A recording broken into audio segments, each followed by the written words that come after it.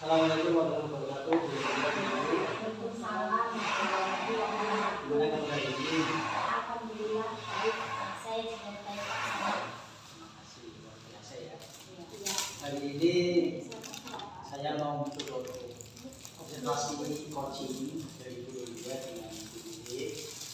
Jadi nanti Bu Lydia sebagai coach ya, Bu Lilik sebagai coaching. Pada saat coaching antara coach dan dia coaching kita akan saya amati Bu Lydia sesuai dengan review yang disediakan observer. Apakah sudah sesuai dengan kemampuan kita atau belum? Kemudian apakah juga nanti dia sudah memberikan pertanyaan yang berbobot sesuai dengan mata kuliah yang saya sampaikan di sinopsi. Dan nanti juga saya akan mendengarkan respon atau berbobot dari apakah sesuai dengan harapan kami coach.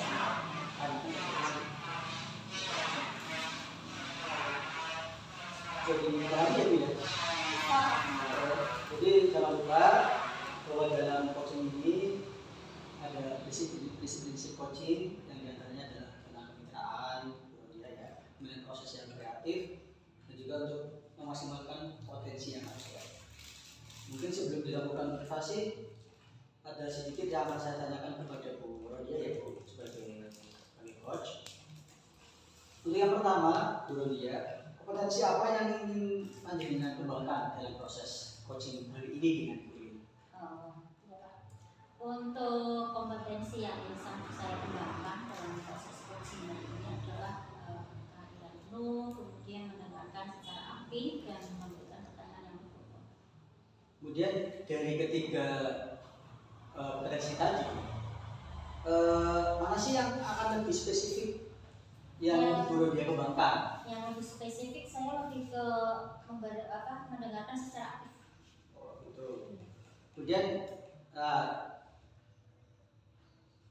kira-kira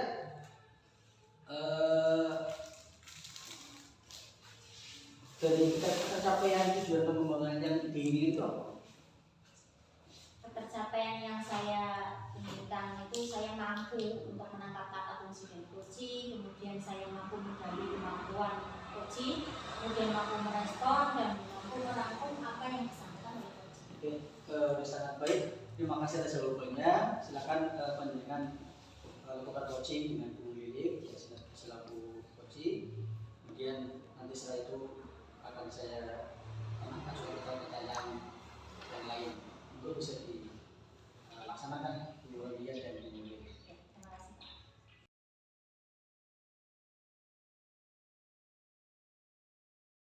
Assalamualaikum warahmatullahi wabarakatuh.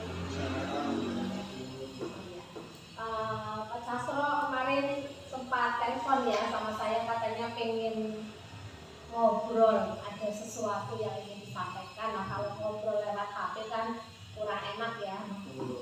Makanya ini saya meluangkan waktu khusus supaya kita bisa ngobrol. Ada apa sih yang ingin dibicarakan, atau mungkin sangat penting atau apa, kok kayaknya hari itu raut wajahnya kurang fresh, kurang bahagia begitu ya. Ada apa sih? Apakah ada sesuatu yang membebani dari Pak Sastro? Jadi ini Bu, saya itu di sekolah selain jadi guru mata pelajaran bahasa Inggris itu jadi wakil kepala guru. Kesibukannya luar biasa. Kadang-kadang tidak hanya jabatan kurikulum saya melakukan tugas tersebut, bahkan beberapa kali itu kepala sekolah memberikan tugas di luar itu. Jadi mungkin itu ya kadang-kadang sampai hari ini pun saya kesini itu masih ada beban dalam pikiran saya, itu gitu saja. Oh gitu ya. Jadi karena memang beban tugas yang double, tidak hanya sebagai guru kelas tapi juga sebagai kurikulum ya. Kemudian apa yang ingin disampaikan atau apa dari permasalahan tadi yang membuat Pak Sastro merasa terbebani, merasa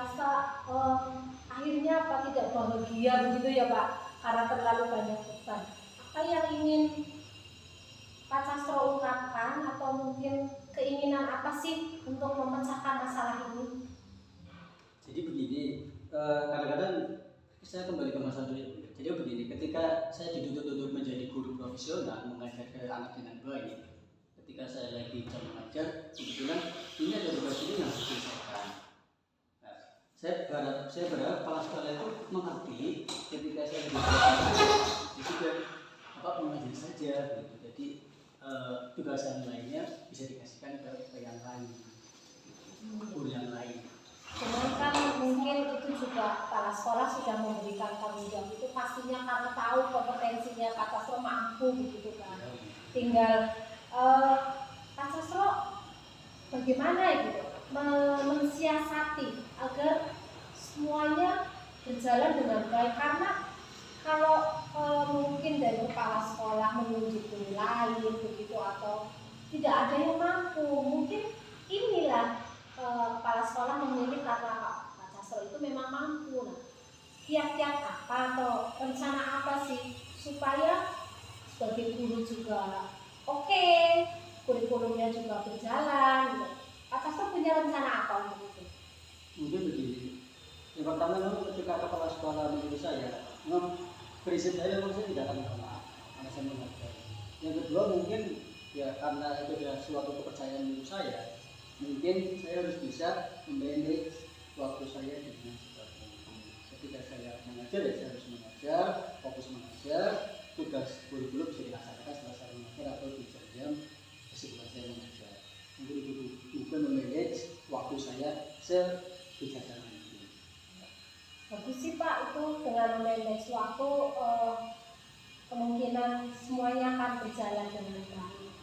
Di samping tugas utama sebagai guru, tapi tugas tambahan kurikulumnya juga akan diselesaikan. Ini tinggal Pak Sastro mulai dari diri, membenahi diri untuk memanage waktu tadi ya Pak, supaya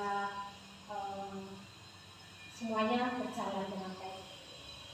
Kemudian yang terakhir nih Pak, tadi kan Pak Sastro sudah punya rencana ya untuk memanage waktu, manajemen waktu supaya semuanya tercapai. Akan dimulai dari kapan ya untuk memanage waktu tersebut supaya tugas-tugas tadi terlaksana dengan baik?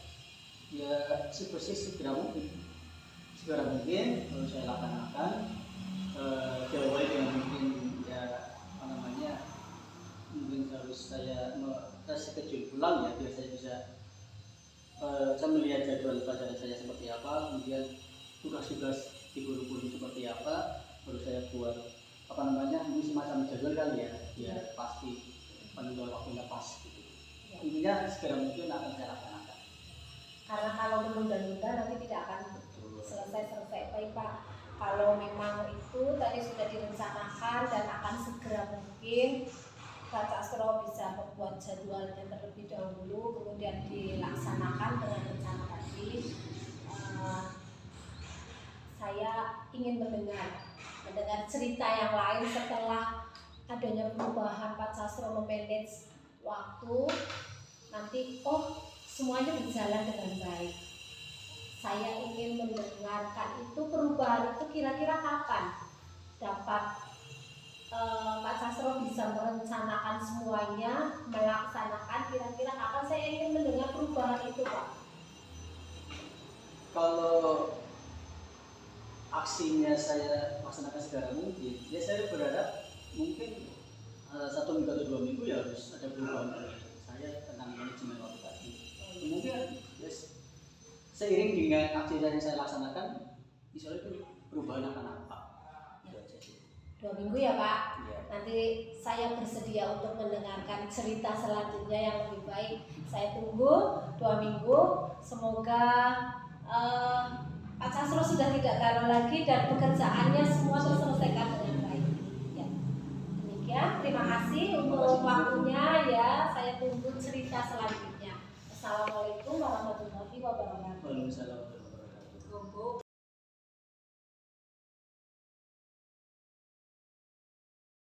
Baik guru-guru ya, bagaimana hasil proses coaching tadi? Ini dengan sudah lancar.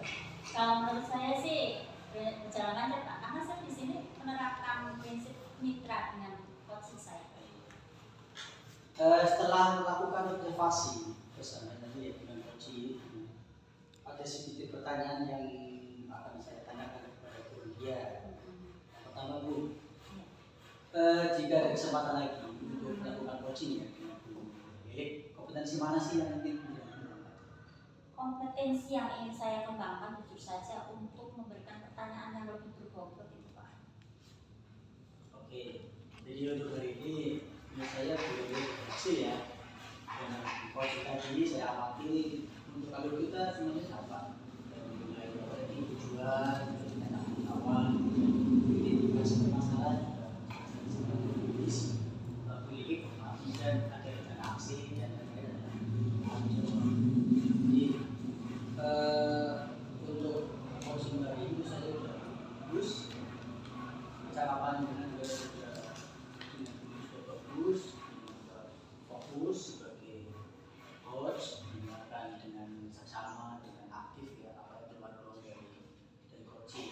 Jadi menurut saya sudah luar biasa sekali apa yang sudah tadi Bro Dia berikan ya hari ini dari coaching. Mudah-mudahan bisa selalu untuk depannya ya Bu ya. Amin amin terima kasih. Dan dari saya mohon maaf, saya mohon berdoa. Waalaikumsalam warahmatullahi wabarakatuh.